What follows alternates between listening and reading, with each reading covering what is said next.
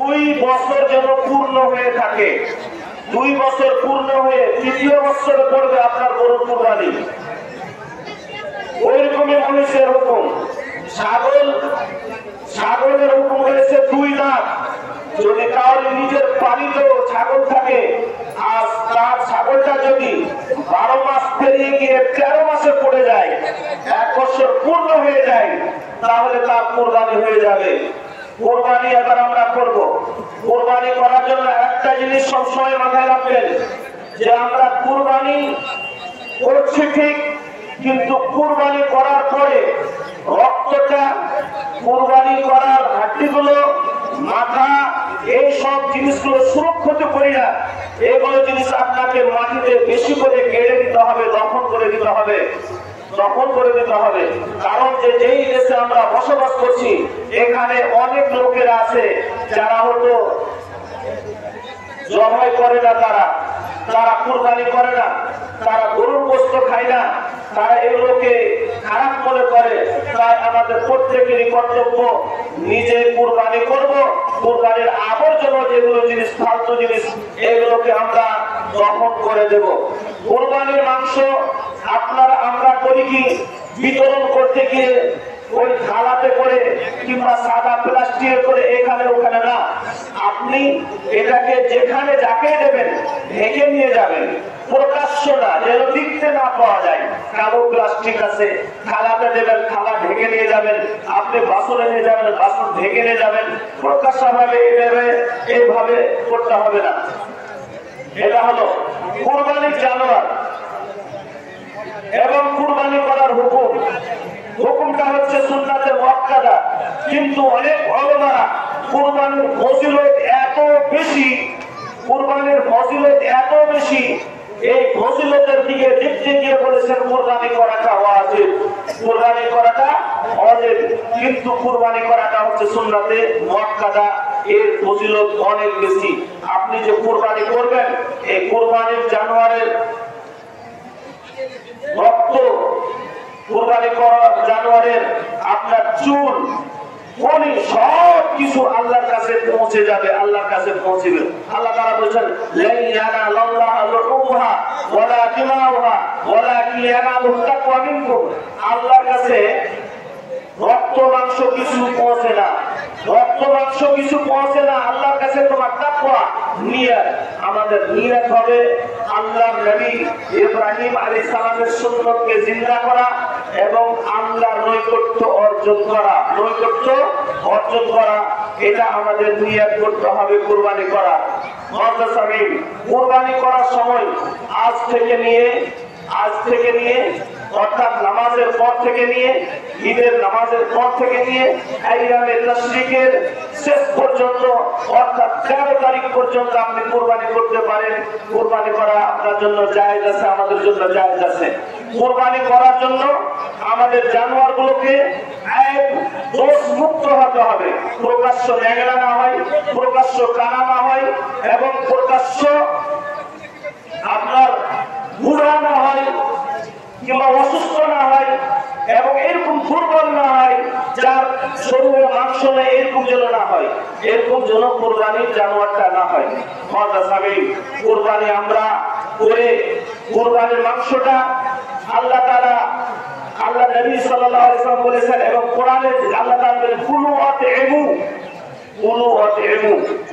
এবং হাদিসে এসেছে আল্লাহ নবী সাল্লাল্লাহু আলাইহি ওয়াসাল্লাম বলেছেন, খাও এবং অপরকে খিলাও। ইমাম নাওয়াবী রাহমাতুল্লাহ আলাইহি সহিহ মুসলিমের এই হাদিসটা ব্যাখ্যা করতে গিয়ে বলেছেন যে কুরবানির মাংসটাকে 3 ভাগ করে বণ্টন করাটা হলো সুন্নত পদ্ধতি। 3 ভাগ করে বণ্টন করাটা, 1 ভাগ নিজে খাবেন, 1 ভাগ নিজের আত্মীয় স্বজনকে আত্মীয় স্বজন পাড়া প্রতিবেশীকে দেবেন, 1 ভাগ আপনি ফকির মিসকিন গরিব দুঃখীকে আপনি দান করবেন। এটা হলো সুন্নত পদ্ধতি। কেউ যদি বলে আমি ভাগ করবো না, আংশিক আমি নিজে খাবো, আংশিক আত্মীয় স্বজনকে দেবো, আংশিক আমি দান করে দেবো, অসুবিধা নেই, জায়েজ আছে, জায়েজ আছে, দুটোই জায়েজ আছে। তাহলে কুরবানি জানোয়ারের হক যেমন আমার প্রতি আছে, আমার অন্যান্য পড়োশি, আমার অন্যান্য কি বলছে আত্মীয় স্বজন, গরিব ফকির মিসকিন সবারই হক আছে। এবার কুরবানির জানোয়ারের মাংসটা কি মুসলিমকে দেওয়া যাবে? তাসবিয়ে কুলুবের জন্য আপনি দিতে পারেন, জায়েজ আছে, দিতে পারেন, জায়েজ আছে, এতে কোনো অসুবিধা নেই। আল্লাহু আকবার, আল্লাহু আকবার, লা ইলাহা ইল্লাল্লাহ, আল্লাহু আকবার, আল্লাহু আকবার, ওয়া লিল্লাহিল হামদ। আমরা এই কুরবানি একটা ইবাদত করছি, কিন্তু প্রত্যেকে আমাদের রাখতে হবে যে নিজের ঈমানটাকে আমাদের মজবুত করে রাখতে হবে, মজবুত করতে হবে। কুরবানিটা শুধু মুসলমানের জন্য, কুরবানিটা শুধু মুসলমানের জন্য। তাই আমরা প্রত্যেকে নিজের ঈমানকে মজবুত করে গিয়ে নামাজ প্রতিষ্ঠা করবো, অর্থাৎ নামাজ আমরা করবো। যাদের উপরে যাকাত ফরজ হয়েছে, যাকাতগুলো আমরা ঠিক করে আদায় করবো। আমরা আত্মীয় স্বজনের সাথে সম্পর্কটা ভালো রাখবো। আমরা নিজের ছেলে মেয়েদের ভালো তারবিয়ত দিব, আমরা শিক্ষা দিব। আমরা এরকম না হয় যে আমার ছেলে মেয়ে অজ্ঞ হয়ে গেল। ঘরে ঘরে প্রত্যেকটা জায়গায় প্রতিষ্ঠান খোলা হয়েছে, নিজের ছেলে মেয়েকে কেউ অজ্ঞ রাখবেন না, শিক্ষার সুযোগ করে দেবেন, শিক্ষা দেবেন। আর বিশেষ করে শিক্ষার মধ্যে একটা গুরুত্বপূর্ণ শিক্ষা, সেটা হলো কোরআনের শিক্ষা, হাদিসের শিক্ষা থেকে নিজের ছেলে মেয়েকে বঞ্চিত করবেন না। আল্লাহু আকবার, আল্লাহু আকবার, লা ইলাহা ইল্লাল্লাহ, আল্লাহু আকবার, আল্লাহু আকবার, ওয়া লিল্লাহিল হামদ। মাতাসামিন, এই মতো আমরা ইবাদতগুলো বেশি বেশি করে করব, যত রকমের ইবাদত আছে বেশি করে করব। আমরা নিজের আত্মীয় স্বজনের সাথে সম্পর্কগুলো বহাল রাখবো, অটুট করবো না, ইনশাআল্লাহ। আল্লাহর কাছে দোয়া করি, আল্লাহ প্রত্যেকেরই যেন কুরবানিকে কবুল করেন, নেক আমলকে কবুল করেন। আমাদের প্রত্যেককে যেন আল্লাহ তাআলা বেশি করে সৎ এবং নেকির কাজ করার তৌফিক দান করেন, আমিন। আমরা আল্লাহর কাছে দোয়া করব, আল্লাহ আমরা যতদিন বেঁচে থাকবো আমাদেরকে দুনিয়ার বালা মুসিবত থেকে বাঁচা থেকে তুমি মাহফুজ রাখো আল্লাহ। আল্লাহ আমাদের সন্তানকে, আমাদের ছেলে মেয়েকে, আমাদের প্রত্যেকটা মুসলমানকে তুমি দুনিয়ার এই বালা মুসিবত বিপদ আপদ থেকে বাঁচিয়ে রাখো আল্লাহ, এবং প্রত্যেককে তুমি পাক্কা সচ্চা নামাজি বানাও আল্লাহ। আল্লাহ আমরা যতদিন বেঁচে থাকবো ঈমানের অবস্থায় আমাদের বাঁচিয়ে রাখো আল্লাহ। মরার পরে আমাদের সবাইকে তুমি জান্নাতুল ফেরদাউস দান করো আল্লাহ। আল্লাহ তুমি আমাদেরকে বেশি বেশি করে নেকির কাজ করার তৌফিক দান করো আল্লাহ। আল্লাহ আমাদের গুনাহটাকে তুমি মাফ করো আল্লাহ, আমাদের তুমি গুনাহকে আল্লাহ মাফ করো না আল্লাহ, আমাদের গুনাহটাকে মাফ করো আল্লাহ।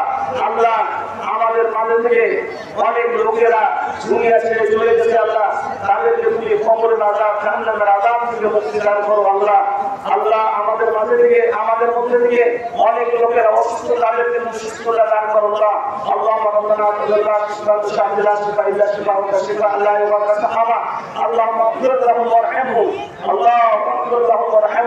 আল্লাহ আমাদের প্রত্যেকের অন্তরে তুমি ইখলাস এনে দাও আল্লাহ। আল্লাহ আমরা যেন খলুসিয়াতের সাথে সঠিক নিয়তে তোমার ইবাদত করতে পারি, কুরবানি করতে পারি, তার তুমি তৌফিক দান করো আল্লাহ। আল্লাহ আমরা যতদিন বেঁচে থাকবো আল্লাহ আমাদের প্রত্যেককে তুমি এই মতো